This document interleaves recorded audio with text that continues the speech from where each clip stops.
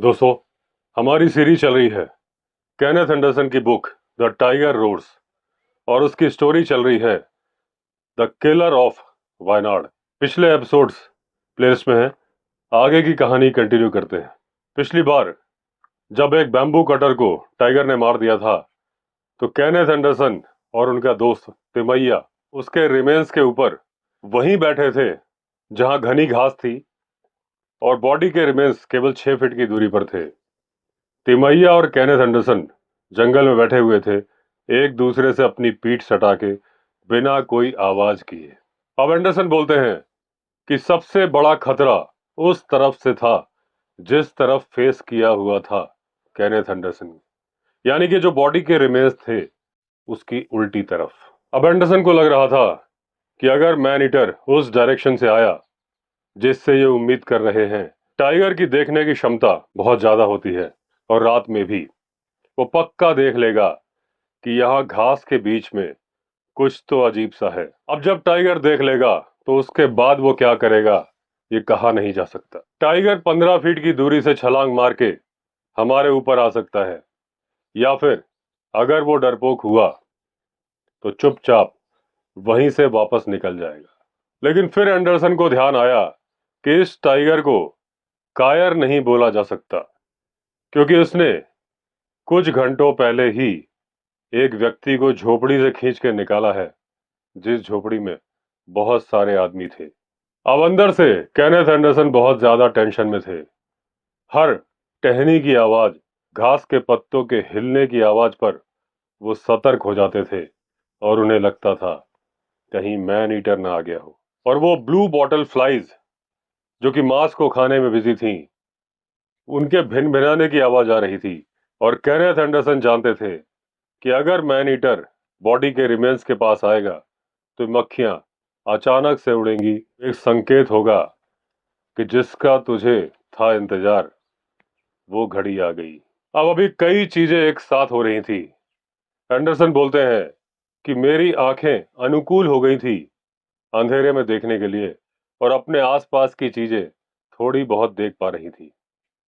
दूसरी बात यह हुई थी कि आसमान में तारे आ गए थे और हल्की हल्की रोशनी हो गई थी, क्योंकि चंद्रमा के निकलने के पहले जो अंधेरा होता है वो हो चुका था। तारों ने उसमें थोड़ी रोशनी ला दी थी। और तीसरी बात, बहुत सारे जुगनू आ गए थे जो यहाँ वहां चमक रहे थे। ये जुगनू पूरी रात चमकेंगे, ये बात एंडरसन जानते थे। इन्हें मालूम था सुबह 4 बजे के आसपास जब हल्की हल्की मिस्ट आएगी तो ये कहीं शेल्टर ले लेंगे, क्योंकि इन्हें ठंड लगने लगेगी। अब ये जुगनू यहाँ वहां जा रहे थे, पूरे में घूम रहे थे, ऐसा लग रहा था जैसे परेशान हो। जहां पर 2-4 जुगनू होते थे वहां ऐसा लगता था कि फ्लैश लाइट से हल्की हल्की रोशनी हो रही है। लेकिन फिर कोई जुगनू यहाँ जाता था, कोई वहां जाता था, जाने क्यों कहाँ जाता था। कहीं से कोई भी आवाज नहीं आ रही थी, चारों तरफ था सन्नाटा। बाकी जंगलों में सांबर डियर और स्पॉटेड डियर की फ्रेंडली कॉल्स भी आती हैं, यहाँ वो भी नहीं आ रही थी। ऐसा लग रहा था इस जंगल में वाइल्ड लाइफ है ही नहीं। अब चिड़ियों की चिल्लाने की आवाज भी नहीं आ रही थी। ये नाइट जार को भी बड़ा मिस कर रहे थे। केवल आवाज आ रही थी तो इंसेक्ट्स के घास पर रेंगने की आवाज। कुछ इंसेक्ट्स इनकी बॉडी पर भी चढ़ गए थे और अब तो मच्छर भी आ चुके थे इनको टॉर्चर करने के लिए। अभी इतनी देर से मच्छरों ने पहचाना नहीं था कि यहाँ कोई आदमी है, क्योंकि दोस्तों मच्छर पसीने की स्मेल से अंधेरे में भी इंसान की प्रेजेंस पहचान जाते हैं।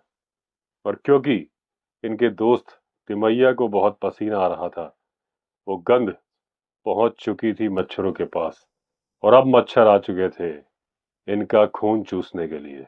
अब मच्छरों को भगाने का साहस एंडरसन कर नहीं सकते थे, क्योंकि क्या पता आसपास मैन ईटर घूम रहा हो और ये जरा सा भी हिले और वो सुन ले। लेकिन पीछे से इनको हल्की सी आवाज आ रही थी। इनका दोस्त तिम्मी फूंक से मच्छरों को उड़ाने की कोशिश कर रहा था। ये ऐसा कर रहा था तभी अचानक से वो जो ब्लू बॉटल फ्लाइज होती हैं, उन्होंने गुस्से से भिनभिनाना शुरू कर दिया। ऐसा लग रहा था कि उस लकड़हारे की बॉडी के पास में कोई जानवर आ रहा है। तिम्मी ने यानी कि तिमैया ने भी वो आवाज सुन ली थी और उसने मच्छरों को फूंक मारना बंद कर दिया था। उसने अपने कंधे सटा दिए थे केनेथ एंडरसन के कंधों से और उसकी कोहनी गड़ रही थी एंडरसन की पीठ में। यह इस बात का संकेत था कि उसने अपनी .450 राइफल पकड़ ली है और यही वजह है कि कोहनी गड़ रही है एंडरसन की पीठ में। अब वो मक्खियां थोड़ी सी ऊपर उड़ी, भिन भिनाई, फिर बैठ गईं। ये इस बात का संकेत था कि जो भी जानवर है अभी उस लकड़हारे के अवशेषों तक नहीं पहुंचा है, लेकिन उसकी प्रेजेंस को ये मक्खियां फील कर चुकी हैं और अंदर ही अंदर गुस्सा हो रही हैं कि आ गया हमारे आराम और हमारे भोजन में खलल डालने के लिए। फिर एक हल्की सी आवाज आई और उसके बाद आवाज आई क्लियर एक पत्थर के उलटने की। ये लोग समझ चुके थे कि मैन ईटर आ चुका है। अब वो धीरे धीरे उस लकड़हारे के अवशेषों की तरफ बढ़ रहा है या फिर वो धीरे धीरे घात लगा के बढ़ रहा है एंडरसन और तिमैया की तरफ। अब ये ख्याल आते ही अचानक से तेजी के साथ अपनी .475 विंचेस्टर राइफल को एंडरसन ने घुमाया, उसके ट्रिगर पे उंगली रखी और साथ में उंगली रख दी उसकी फ्लैश लाइट पर और देखा दो आंखें चमकती हुई दिखी। इन आंखों में लालिमा के साथ सफेद रंग चमक रहा था, जबकि टाइगर की आंखें चमकती हैं सफेद रंग में लाल रंग के साथ। और इन आंखों का गैप भी थोड़ा कम था, यानी कि दोनों के बीच का गैप कम था, यानी कि ये टाइगर नहीं था, ये था एक पैंथर। कुत्ते की तरह जमीन में बैठा हुआ था और अपनी जीभ से अपना मुंह चाट रहा था। उसकी गुलाबी जीभ साफ नजर आ रही थी। अब 2 सेकंड के लिए एंडरसन के दिमाग में ये थॉट आया कि क्या ये मैन ईटर लेपर्ड है, लेकिन फिर इन्हें याद आया कि नहीं, इन्होंने तो उसके पगमार्क देखे हैं और वो पगमार्क लेपर्ड के नहीं थे, टाइगर के थे। और येगा और बहुत सारे लकड़हारों ने उस टाइगर को देखा भी था, तो इस बात में कोई शक नहीं कि वो जो हत्यारा है वो टाइगर ही है। फिर ये लेपर्ड यहाँ पे क्या कर रहा है? ये अचानक भटकते हुए आ गया, इसे मांस की गंध आई। अब ये इस विचार में है कि ये शिकार कहाँ से आया, किसका आया, और कहीं ये शिकार ताऊ जी का तो नहीं है। अब जैसे ही उस लेपर्ड के ऊपर टॉर्च की बीम पड़ी, वो अचानक से उठ के खड़ा हुआ, पीछे मुड़ा और वापस चला गया। लेपर्ड बड़ा समझदार था, वो समझ गया था कि ये शिकार तो ताऊ जी का है, लेकिन ताऊ जी का शिकार करने के लिए चिचा भी यहाँ बैठे हैं और वो नहीं चाहता था कि वो बिना बात इन लोगों के हत्थे चढ़ जाए, तो उसने पतली गली से निकलना ही ठीक समझा। अब एंडरसन को लगा कि कहीं मैन ईटर आसपास ना हो। अब जल्दी से एंडरसन ने वो टॉर्च बुझा दी। अब उन्हें डर लग रहा था कि कहीं ऐसा ना हो कि आसपास मैन ईटर रहा हो और उसने चमकती हुई टॉर्च देख ली हो और उसे हमारी पोजीशन के बारे में पता चल गया हो। लेकिन फिर एंडरसन ने सोचा कि अगर आसपास टाइगर होता तो क्या यहाँ पर ये पैंथर होता? पैंथर यहाँ पे था, इसका मतलब अभी टाइगर यहाँ पर नहीं है। अब ब्लू बॉटल फ्लाइज वापस मांस पर बैठ गई थी, आराम से अपना भोजन कर रही थी। एंडरसन और तिमैया भी आराम से बैठ गए थे वापस, बिना टेंशन के। जुगनू यहाँ वहां घूम रहे थे जैसे कि इन लोगों का मनोरंजन कर रहे हो। अब धीरे धीरे रात में ठंड बढ़ती जा रही थी और ठंड पहले कम थी, अब बहुत ज्यादा हो गई थी। मच्छर भी कम हो गए थे, जुगनू भी कम हो गए थे और कीड़ों ने भी चहल पहल कम कर दी थी, यानी सबको लग रही थी सर्दी। अब एंडरसन सोच रहे थे कि रात काफी हो गई है, मैन ईटर को तो यहाँ काफी समय पहले आ जाना चाहिए था। पहले का मतलब पैंथर से भी पहले आ जाना चाहिए था।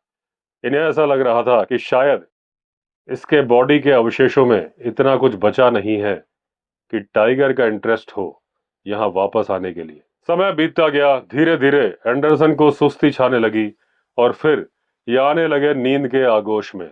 थोड़ा सा ये केयरलेस भी हो गए। एक आवाज आई, लेकिन इन्होंने ध्यान नहीं दिया। तभी अचानक एक आवाज फिर आई। एकदम से पहले जैसे अलर्ट हो गए। इनको घास की आवाज आई थी, कोई चीज इनकी तरफ बढ़ रही थी। बिल्कुल एंडरसन के सामने से तो नहीं बढ़ रही थी, थोड़ा लेफ्ट हैंड साइड से बढ़ रही थी। ऐसा लग रहा था घास पे कोई भारी पैर रखा गया है। उसके बाद दूसरा पैर रखने की आवाज आई, हल्की सी सरसराहट की आवाज भी आई, और उसके बाद जो भी ये चीज थी रुक गई। अब एंडरसन सोच रहे थे कि क्या टाइगर ने हमारी प्रेजेंस को फील कर लिया है। पूरी संभावना थी कि टाइगर ने इनकी प्रेजेंस को फील कर लिया हो। क्या वो तैयारी कर रहा है अपनी छलांग की? ये ख्याल मन में आया, तभी सुनाई दी हल्की सी गुर्राहट।